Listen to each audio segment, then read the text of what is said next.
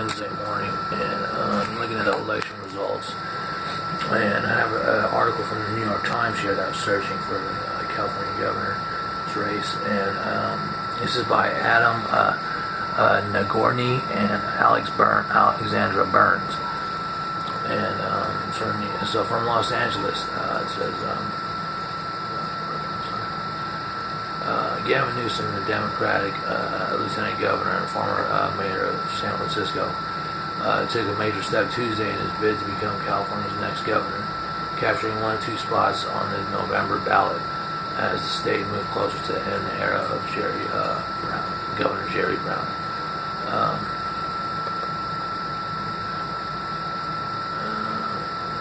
It says John Cox, a Republican businessman backed by President Trump, captured another spot. Captured the other spot, setting up what is at best a very long shot bid for Mr. Cox in a decidedly Democratic state where Mr. Trump lost by nearly 4 million votes. Mr. Cox showing representative major tactical victory for national Republicans as they seek to protect 7 Republican-held congressional seats in California that Democrats are targeting as they try to recapture the House. Republican leaders, including Kevin McCarthy, House Majority Leader, who comes from Central California, had feared that having no Republicans running for a high-profile statewide office would diminish turnout among party voters in the fall. Says here, reportedly Democrats seem poised to avoid the disaster they feared in House races being shut down, being shut out the November ballot under the state's so-called top 2 primary system, in which the only top 2 finishers advance to the general election. Many of the districts had crowded primaries, and some of them, votes were still being counted early Wednesday morning. Here. And it says, the most watched races here are 7 congressional districts that Hillary Clinton carried in 2016 and are now held by Republicans. Democrats are aiming to capture those seats in November, a linchpin of their strategy to take back control of the House. And then there's a sidebar of the results from New Jersey and other states that voted Tuesday. So the November race between Mr. Newsom and Mr. Cox promises to be, in part, a fight over Mr. Trump,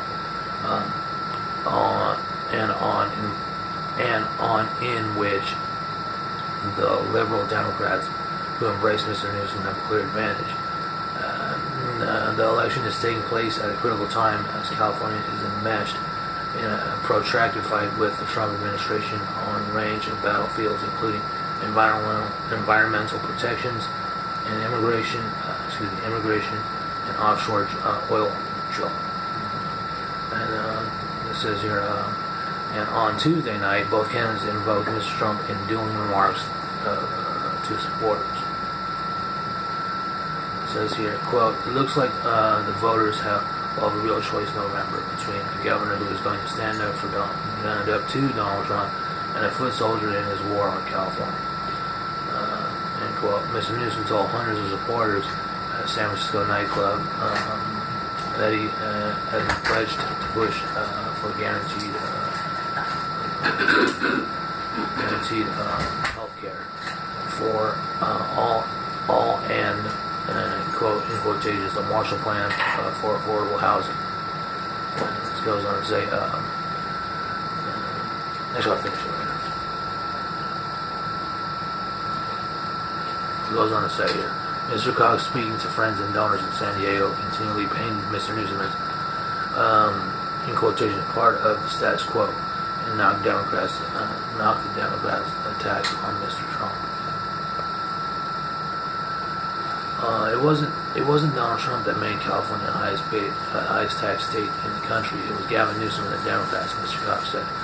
Running far behind the governor's primary race was Antonio Villa Raggiosa, a Democrat and former Los Angeles mayor. In the race for the United States Senate, Dianne Feinstein easily won a spot on the November ballot in what by every indication looks like an easy race this fall, no matter who ends up running against her. Among the 7 highly competitive House races in California, Democrats battled for months to avoid getting shut out from the November ballot under the state's top 2 election system. The 2 lead voting getters, regardless of party, will go on to face each other in November.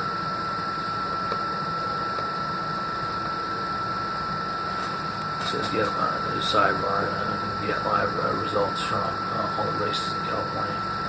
It says California may be the single most important battleground for Democrats in their drive to claim a majority of Congress. Mr. Trump is intensely unpopular in the state, and broad backlash against his administration could help Democrats seize perhaps the third and the 23 seats they need to regain power. California's unusual open primary system has become a difficult obstacle for Democrats as a horde of candidates on the left have divided up Democratic votes and threatened to let Republicans monopolize the general election.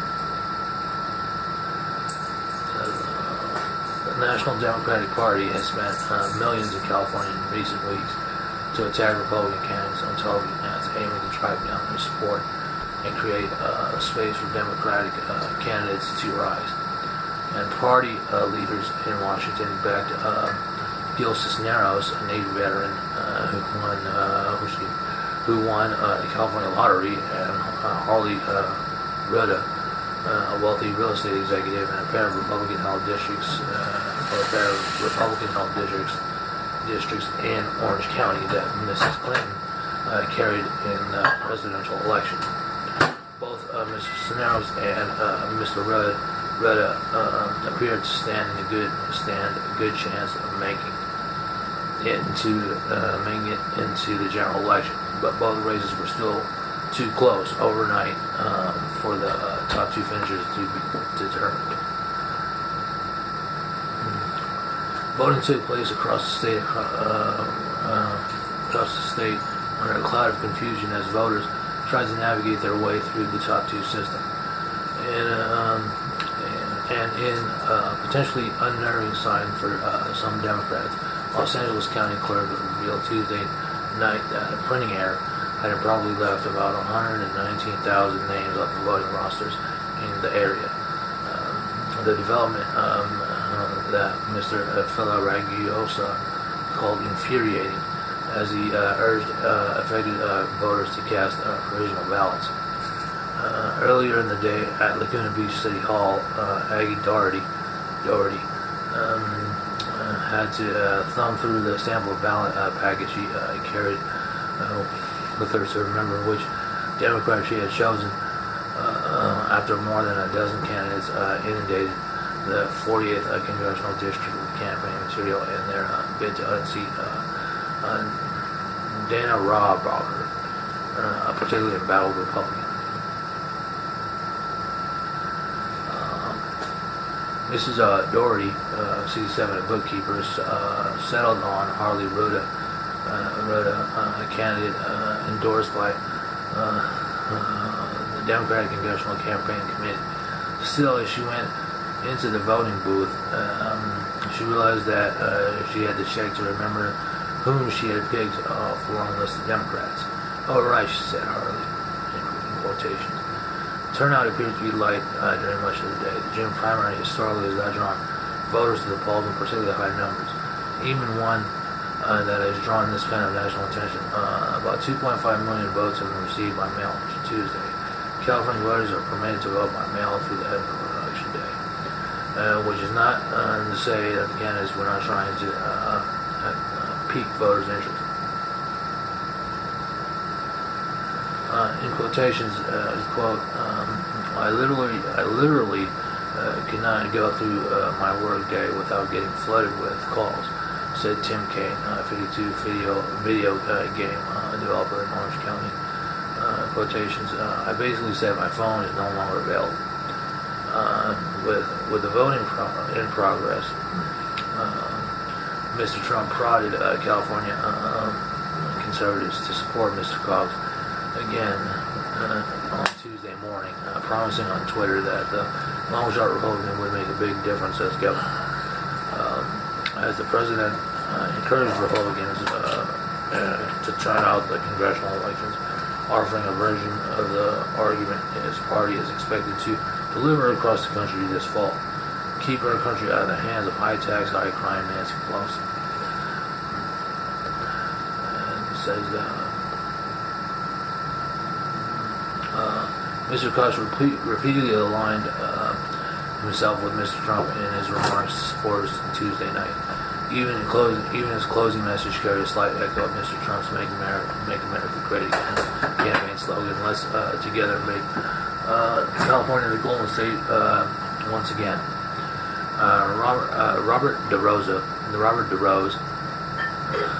close friend of Mr. Cox, said he believed the Republican could win in November if he made it to the general election. Mr. DeRose contended that dissatisfaction with taxes would lead many voters to support Mr. Cox. Quote, "This state chases business people away like me," Mr. DeRose said.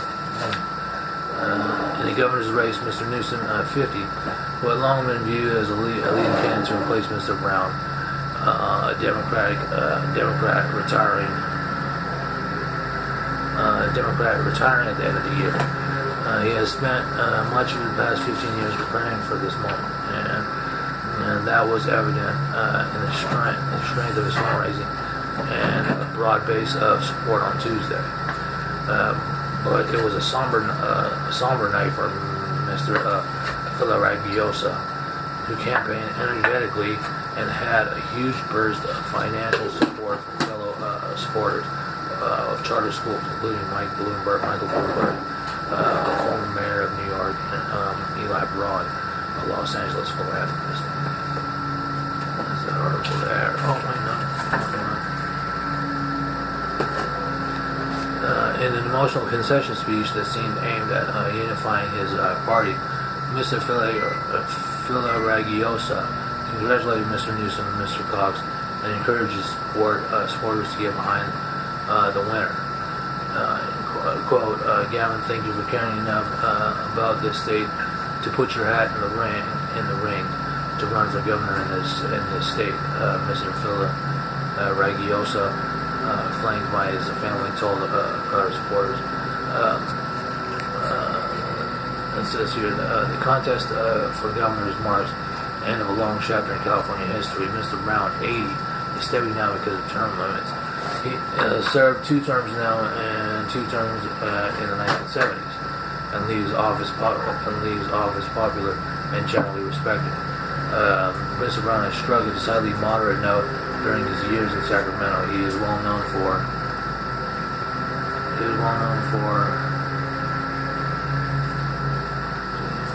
pushing back at what he saw as excesses by the legislature when it came to spending or lawmaking, at a time when energy in the Democratic Party was moving to the left. For the general election, the map of important congressional races in California extends well beyond Southern California seats where Democratic feared the top 2 fiasco.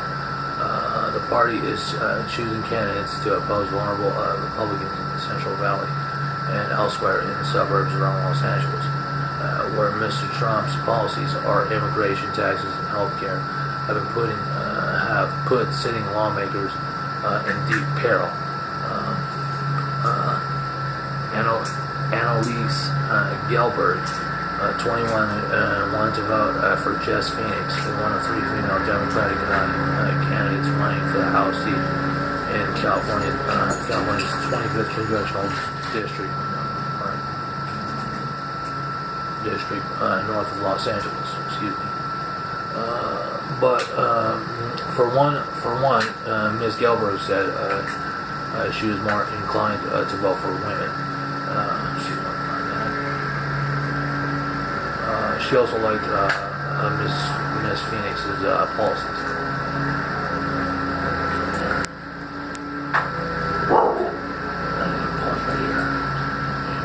I'm sorry about that. But rather than casting her vote as for Miss Phoenix on Tuesday, she said she voted for one of Miss Phoenix's competitors, Brian Gaforio.